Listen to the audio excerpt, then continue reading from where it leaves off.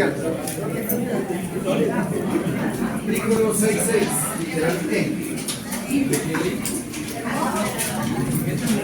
Para procurar, yo lo tengo. Jóvenes.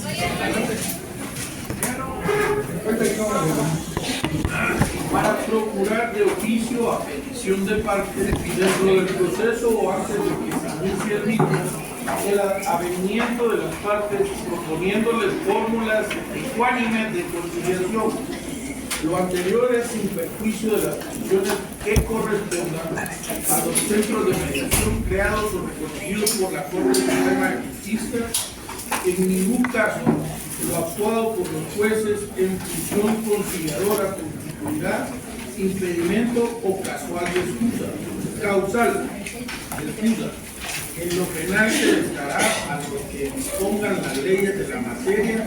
En todo caso, las actas de conciliación levantadas ante el juez contribuirán título ejecutivo para las partes signatarias en lo que a cada quien le corresponda. Ahí estamos. 66, literal E, ley del organismo judicial. Entonces vean, ¿qué establece al inicio del artículo? Creo que dice facultades del juez, ¿no? Facultades generales. Facultades generales. Entonces vean, bueno, ¿sí? Disculpe, ¿cuál es el tema hoy? Conciliación. Ahorita estamos hablando de la conciliación. Adelante, no tengan pena. Gracias. Entonces, miren, pues jóvenes, lo que acabamos de leer en el artículo 66, literal E, en el artículo 66 dice facultades generales de los jueces. Entonces, en la práctica, ¿sí? En la práctica, previo a iniciar una audiencia de juicio ordinario laboral, los jueces, con base a este artículo 66, literal E, tratan de conciliar, ¿sí? Recuérdense que el juez nos emplaza para que estemos en la sala de audiencia. ¿Se acuerdan que lo hablamos la vez pasada? Hay que tener cuidado en dónde se señala la audiencia. Si le señalan la audiencia, la sala de audiencia, y usted va al juzgado, lanchó porque se puede ir rebelde, ¿sí? Tiene que ir al lugar en donde ha sido debidamente apercibido de presentarse. Bueno, supongamos que la audiencia es el día jueves 4 de abril a las 9 de la mañana. El juez va a verificar la presencia de las partes. Bueno, la parte actora con su DPI, si tiene abogado, lo va a identificar con carnet de colegiado activo, extendido por el Colegio de Abogados y Notarios de Guatemala. Y a la parte demandada, ¿sí? Si es a título individual, también con su DPI. Y si es una institución del Estado o si es un representante legal de alguna entidad privada, va a acreditar debidamente su personería y después va a calificar que efectivamente esté acreditando su representación. Y si lleva abogado, pues obviamente también con colegiado activo, carnet activo del Colegio de Abogados y Notarios de Guatemala. Entonces, previo a iniciar la audiencia, ¿sí? Antes, acuérdense que el juez tiene la posibilidad, bueno, el juez le da la palabra a la parte actora para que amplíe, modifique o ratifique su demanda. Con base a este artículo 66, literal E, en la práctica los jueces inician conciliando, ¿sí? No es obligatorio. Ojo, esta primera conciliación no es obligatoria. En la práctica sí se da porque los jueces hacen uso de las facultades que le da la ley del organismo judicial y preguntan a las partes si consideran que pueden llegar a alguna conciliación. Era lo que hablábamos la vez anterior, porque aquí preguntaban, ¿sí? ¿Cuál sería el momento oportuno para plantear pagos, condiciones favorables para el patrón en caso no tenga la solvencia? Pudiera ser aquí en la conciliación. Como lo establece el artículo 66, si hay una conciliación, el juez va a levantar un acta en la que se haga constar que ha habido una conciliación total o parcial. Ojo que la conciliación puede ser total o parcial. Puede ser que alguien esté demandando por despido injustificado, pago de indemnización, bono 14, aguinaldo y horas extras. Y el patrono diga, mire, vamos a conciliar, no tengo la disponibilidad en este momento, pero yo le pido a la parte actora que me dé la posibilidad de hacerle el pago en 3 o 4 cuotas. Aquí va a regir mucho el criterio del juez, ¿sí? Evidentemente que no perjudique al trabajador. Supongamos que debes 5,000 quetzales de indemnización.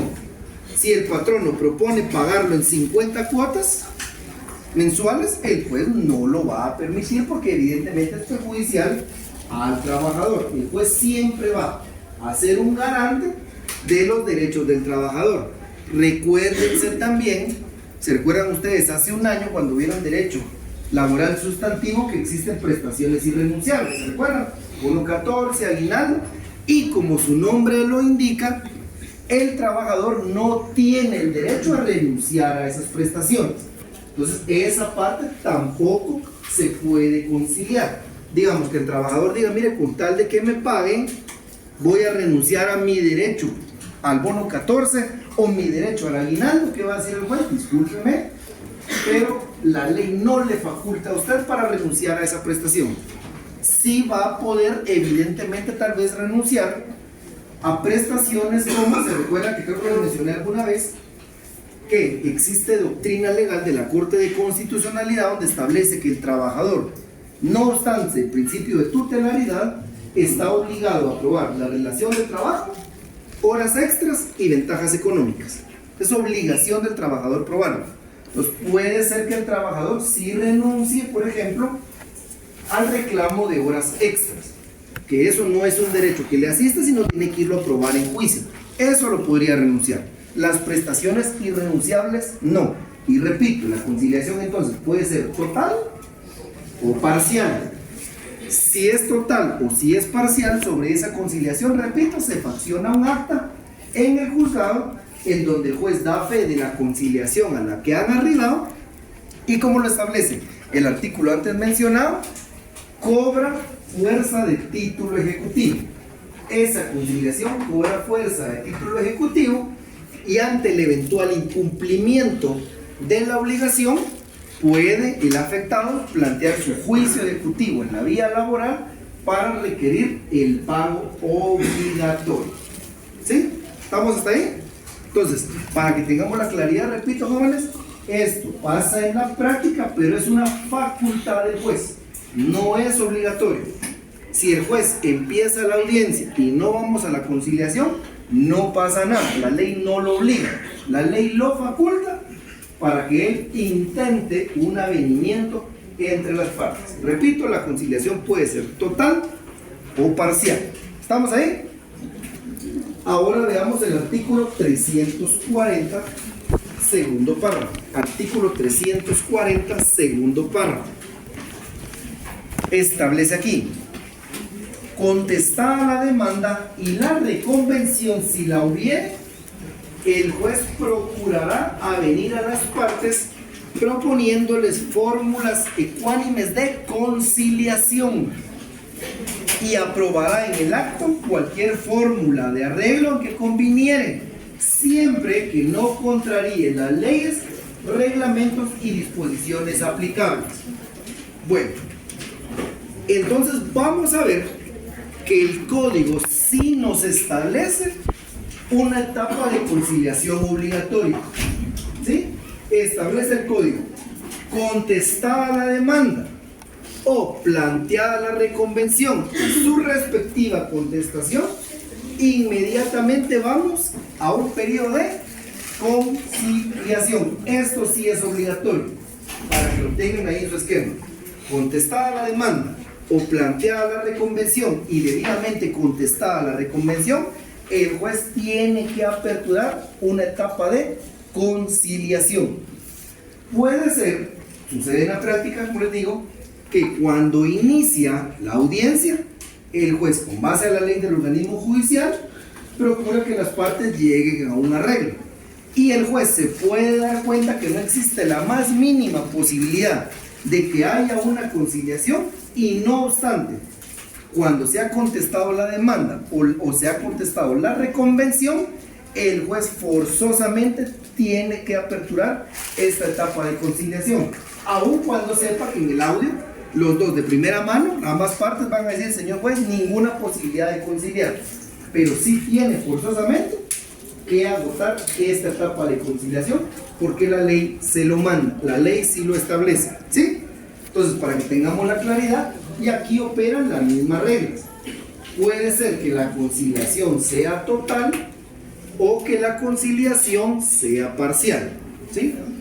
Disculpe, licenciado, usted explicó que no importa si es parcial o total, y si no existe la posibilidad de conciliación. Entonces, me surge la duda, ¿para qué se abre la etapa conciliatoria forzosamente si no existe posibilidad de conciliación? ¿Cuál es el objeto?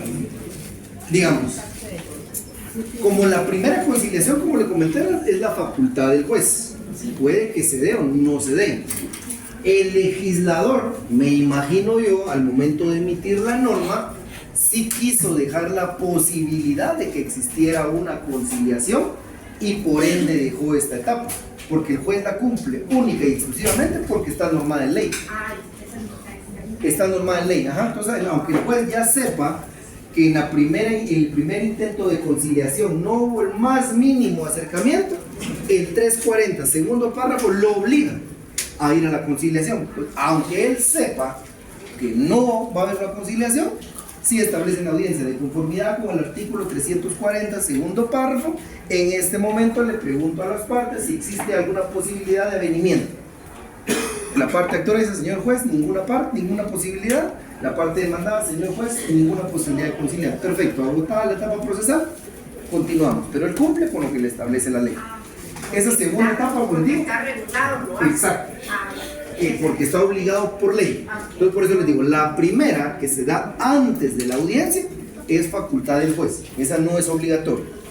Esta segunda sí es obligatoria. La ley se lo establece al juzgador. Y repito, van a aplicar ahí las mismas reglas que si se hubiera conciliado en la primera etapa. La conciliación puede ser total, puede ser parcial, puede ser que estén de acuerdo solo en algunas cosas, se suscribe el acta sobre lo que estén de acuerdo y el juicio continúa en lo que no estén de acuerdo, ¿sí? Y si es total, igual, se fracciona el acta y esa acta, repito, cobra fuerza de título ejecutivo. Ya el beneficiario puede plantear su juicio ejecutivo en caso de incumplimiento de la otra parte. ¿Estamos ahí? Y disculpe, Sí, sí. o sea que es porque establece el artículo 340 es una segunda audiencia. No, aquí estamos hablando, recuérdense que en la audiencia se puede dar, todo el juicio ordinario laboral se puede incluso desarrollar en una sola audiencia. Aquí va a depender, recuérdense que puede ser que alguien haya planteado excepciones dilatorias y no tenía la prueba la otra parte en ese momento y se acoge al plazo de 24 horas, puede ser que la audiencia se suspenda. Puede ser que en esa misma audiencia se diluciden las excepciones dilatorias o que no se planteen. O sea, ahí va a ser muy variable, pero en principio, digamos, no hay otra audiencia para la conciliación. Debiese ser en la primera comparecencia a juicio. ¿Sí? Como les digo, siempre tengamos esa claridad. Se recuerda que incluso puede ser, digamos, recapitulando, se plantea la demanda de conformidad con lo que establece el artículo 332. Ya sabemos que si no cumple los requisitos, el juez va a imponer un previo, no puede rechazar la demanda. Si se subsana el previo o si toda la demanda estaba conforme al artículo 332, de conformidad con el artículo 335, el juez emite resolución en donde tiene por presentada la demanda y señala la audiencia para la audiencia de juicio ordinario laboral, señalando día y hora. Se recuerdan que a partir de que el juez firma esa resolución, ¿cuántos días tiene para notificar? 6 días para notificar. Se recuerda que una vez notificado, si alguien considera que ha sido demandado ante un juez que no es competente, tiene 3 días para plantear su cuestión de incompetencia, y entre la notificación de la demanda y la audiencia deben mediar por lo menos 3 días. Recordemos que la parte actora tiene 2 momentos para ampliar o modificar su demanda, desde el momento de la notificación hasta antes de la audiencia o incluso en la misma audiencia, y que la parte demandada, si se amplía la demanda, tiene la posibilidad de pedirle al juez que suspenda la audiencia para contestarla en una siguiente audiencia, puede contestarla ahí mismo.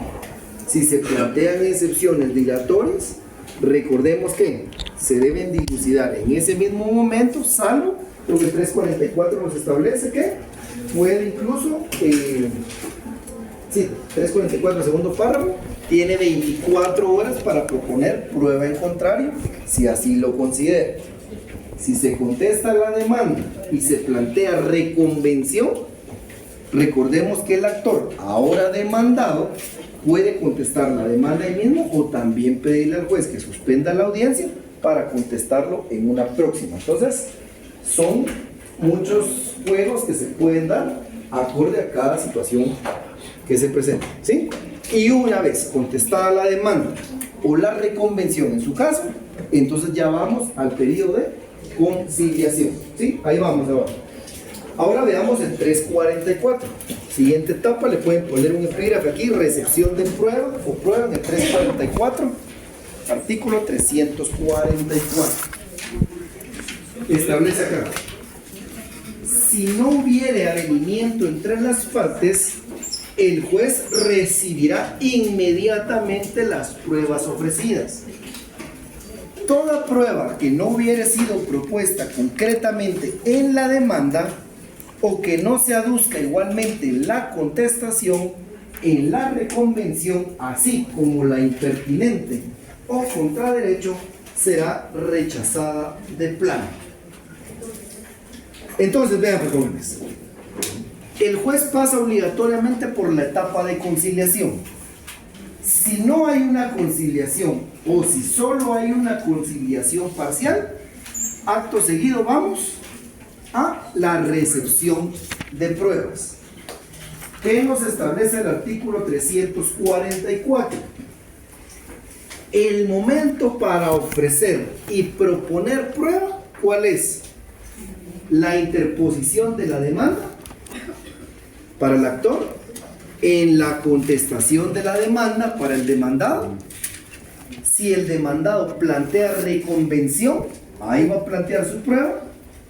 Y cuando el actor conteste la demanda, si se ha planteado reconvención, en esa contestación va a ofrecer su prueba, a ofrecer y proponer la prueba que estime conveniente. ¿Sí? Esos son los momentos que se tienen para ofrecer una prueba. ¿No? Sí, miren pues, 344 establece: el momento para ofrecer y proponer la prueba es contestación de la, planteamiento de la demanda, interposición de la demanda para el actor. Para el demandado, en la contestación de la demanda. Si el demandado plantea su reconvención, ese es el momento para que ofrezca su prueba. Y para el actor, si es reconvenido, cuando conteste la reconvención, es el momento para ofrecer y proponer prueba. ¿Sí? Son los momentos que establece el código. Si digamos, ya agotamos todo así, es como un ping-pong, o sea, digamos, en el que se establece la demanda, luego cuando contesta, hace la reconvención, ahí contesta la reconvención. Exacto. Ahí va, exacto. Entonces, digamos, si pasan esos momentos procesales, vamos a la conciliación fracasa y el juez dice, bueno, vamos a recibir la prueba, y una de las partes en ese momento dice, señor juez, disculpe, quiero ofrecer y proponer otro medio de prueba que había obviado. El juez va a resolver, se rechaza la solicitud, toda vez que la etapa procesal oportuna se encuentra precluida. La prueba es extemporánea, no al lugar. ¿Sí? Tenemos que respetar cuál es el momento para proponer la prueba. Algo que yo les mencionaba, veamos el artículo 338, tercer párrafo, establece aquí, lo vimos la vez pasada: si en el término comprendido entre la citación y la primera audiencia, o al celebrarse esta, el actor ampliara los hechos aducidos o las reclamaciones formuladas. Ojo que el artículo no habla de pruebas. En la práctica sí les puedo decir, los jueces digamos, dan con lugar la ampliación o modificación por pruebas, pero ahí ya va a estar muy sujeto al criterio del juez. Pongan atención que el código dice que se puede ampliar por hechos o reclamaciones, no habla de prueba. Eso ya se lo dejo a su criterio, porque repito, en la práctica yo sí he visto que los jueces permiten que se amplíe o se modifique por pruebas, pero el código no lo establece. ¿Sí? Entonces tenemos que tener esa claridad, ¿verdad? Ya estaría muy en el criterio del juez entonces. Sí, porque si, digamos, si nos vamos a la letra muerta. Sí, porque yo No, sí he visto ampliaciones de demanda y sí han procedido, Sí. pero ya está muy al criterio del juez. Sí, digo, por eso les decía yo, en la práctica yo sí he visto que procede, pero si nos vamos a lo que establece el código, realmente no debería poderse. Sí he visto que procede, pero por eso les digo, les hago la aclaración para que ustedes ya tengan un conocimiento de causa, eventualmente cuando estén litigando, mejor si de una vez en todo el memorial van todos los medios de prueba que usted requiere, ¿verdad? Porque ahí ya queda muy a criterio. Licenciado, si en la práctica sí procede, pero como yo digo, pero la ley no lo permite, se puede impugnar. Sí, eventualmente sí. Allá cuando veamos los medios de impugnación vamos a ver que el juez emite decretos, emite autos y existen ciertas figuras, nulidad, apelación y demás, que lo vamos a ver en la parte final del curso, para atacar esa resolución. Por eso es lo que les decía, ahí ya queda muy a criterio. Si yo estoy del otro lado y veo que alguien está ampliando por prueba, no obstante el juez lo permite, yo accionaría. Discúlpeme, señor juez, planteo mi recurso toda vez que el código establece que solo se puede ampliar por hechos y por reclamación. Nunca habla de prueba. Por eso les digo, creo que es oportuno hacer la aclaración y que ustedes tengan la claridad de lo que puede suceder. Y siempre se los he dicho, no existe una fórmula exacta porque solo en Guatemala son 15 juzgados de primera instancia de trabajo y previsión social y son pluripersonales. Y entre 30 jueces de trabajo, créanme que no existe un criterio unificado. Uno ya con la práctica dice, en este juzgado ya sé que toleran esto, en este juzgado no. Y eso solo la práctica lo va dando. Entonces por eso también existen salas que revisan las actuaciones y demás. Tenemos que irnos formando nosotros nuestro criterio. Entonces tenemos que tener esa claridad. ¿Sí? ¿Estamos ahí? ¿Vamos hasta ahí con la prueba? Bueno. Entonces vean, la ley nos establece aquí en el artículo 300, vimos el 344, veamos qué dice. La parte final dice, así como la impertinente o contra derecho será rechazada de plano. Veamos. Existe la prueba pertinente y la prueba impertinente. Vamos a ver tres clasificaciones de prueba.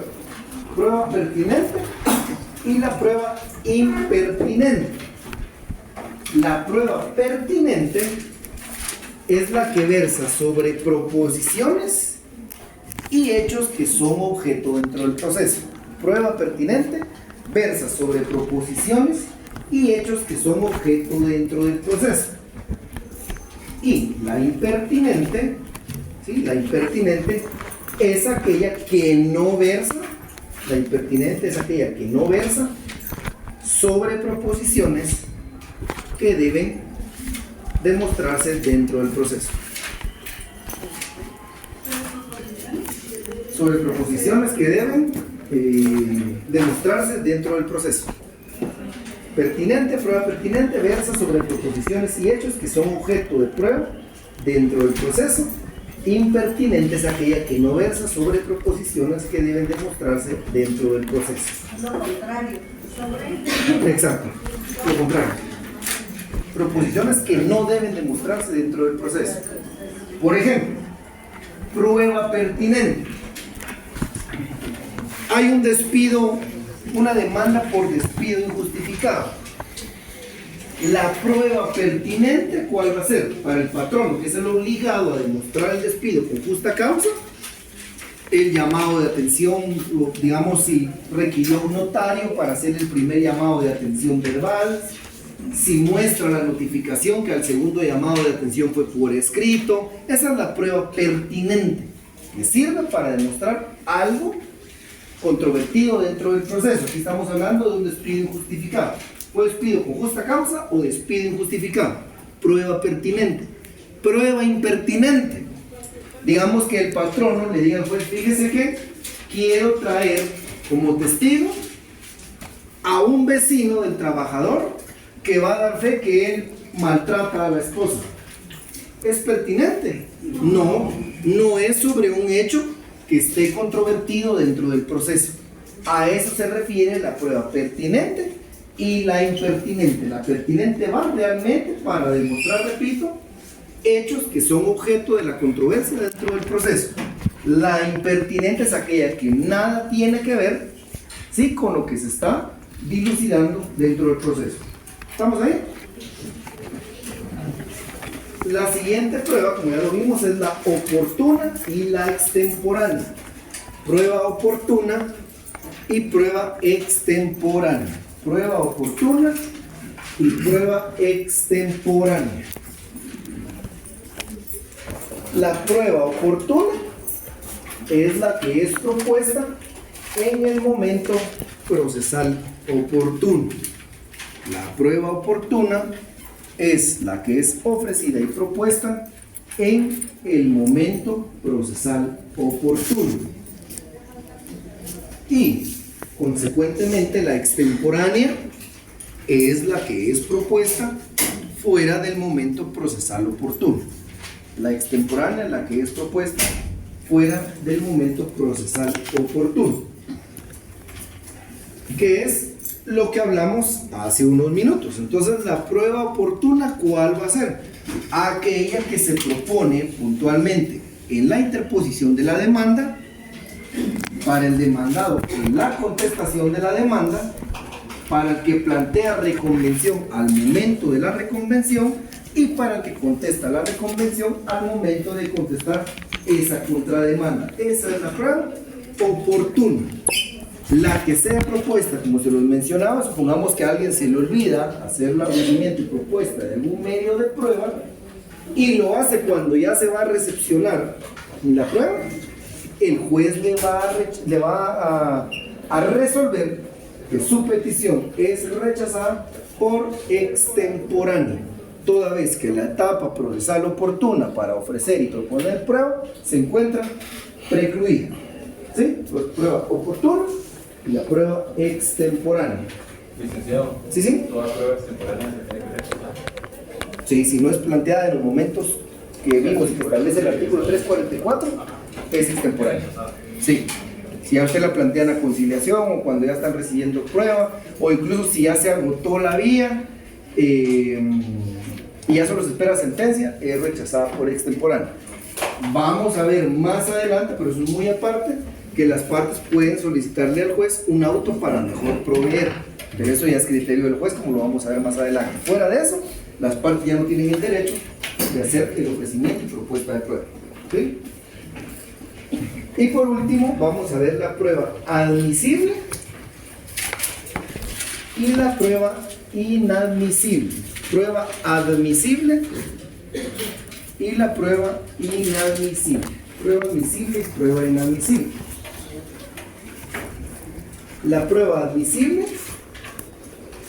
son aquellas que sirven para probar un hecho controvertido. La prueba admisible es aquella que sirve para probar un hecho controvertido.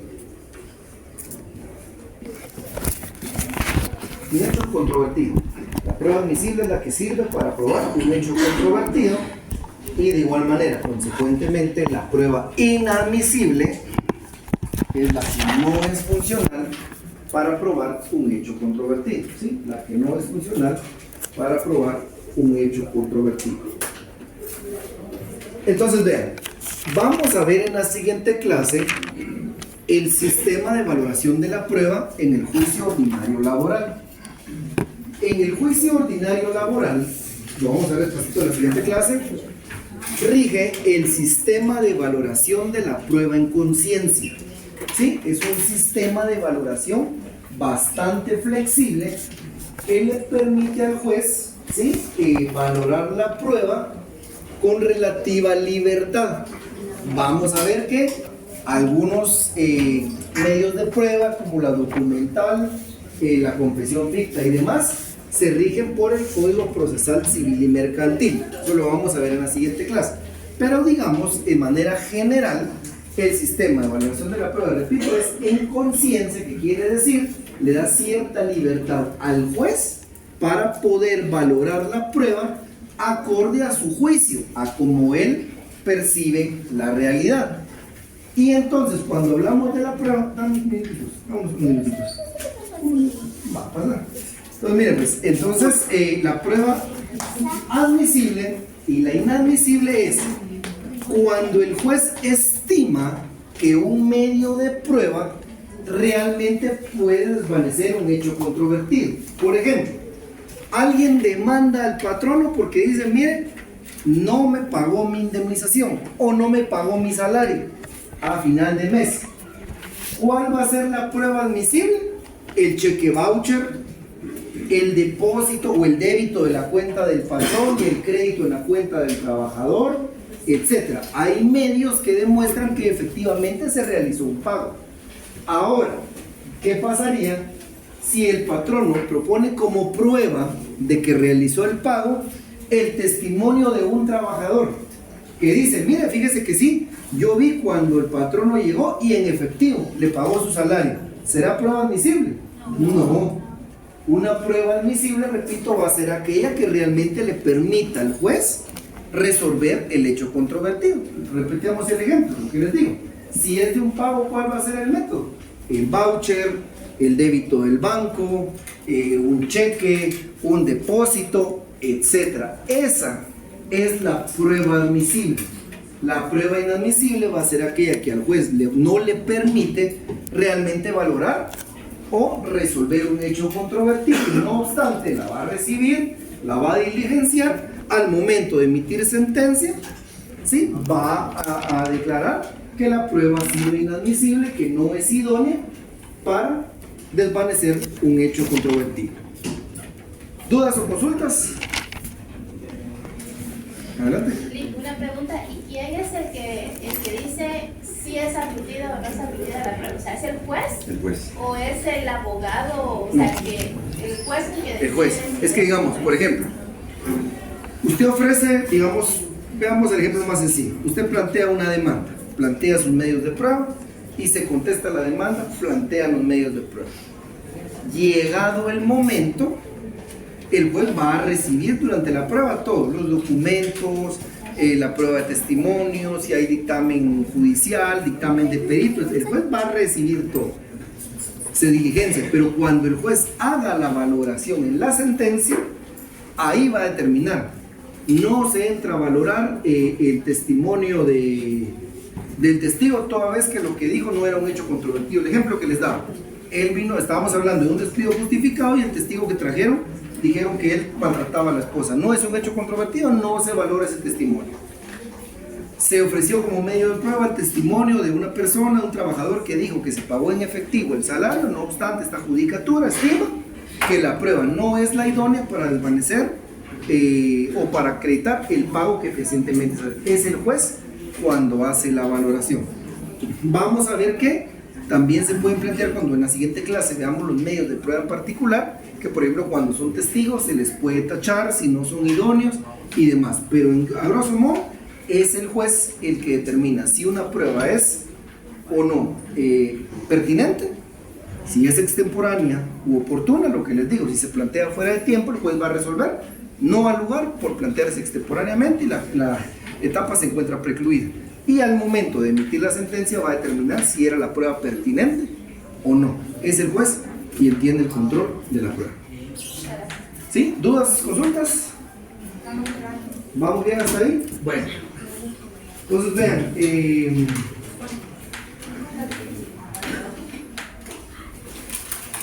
pero el siguiente tema sería ya propiamente el sistema de valoración de la prueba y los medios de prueba en particular. Nos vamos a quedar hasta aquí porque hasta acá llegué con la otra clase el día de hoy, porque hay un poquito más de preguntas para que vayamos en concordancia ahí. Nos vemos el día lunes de forma virtual.